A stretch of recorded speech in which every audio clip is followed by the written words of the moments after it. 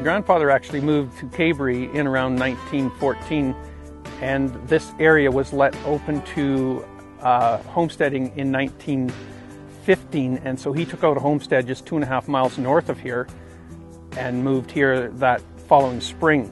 So the year of 1916 was his first year on the farm. It's just nice to be able to look back at the generations that have been on the farm, and hopefully generations to come.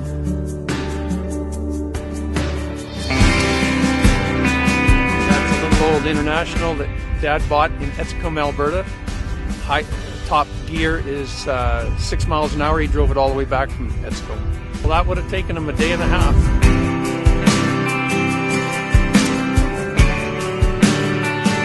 I farm with my dad and my brothers. My brothers have moved into other ventures, and so just our family's here today.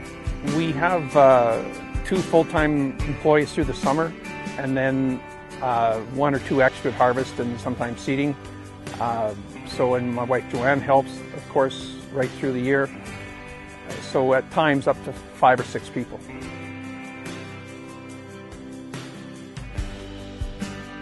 Like I say, my grandfather came down here 100 years ago, and so we still farm that land and other land beside it.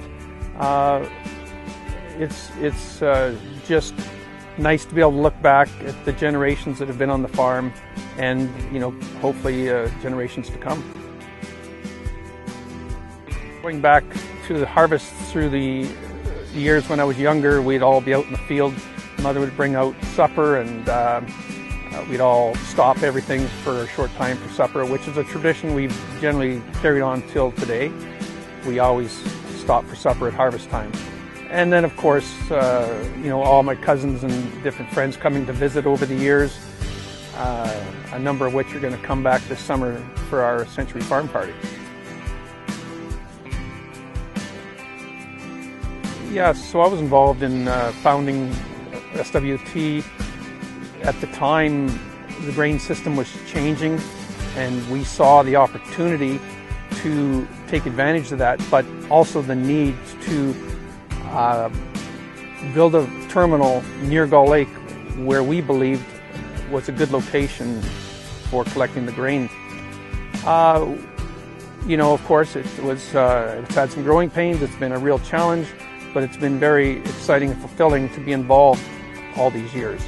I guess I grew up with farming and knew a lot about it from an early age, and just enjoyed the freedom to go from one job to another, but as well, a different job every day. You never know for sure what you're doing tomorrow.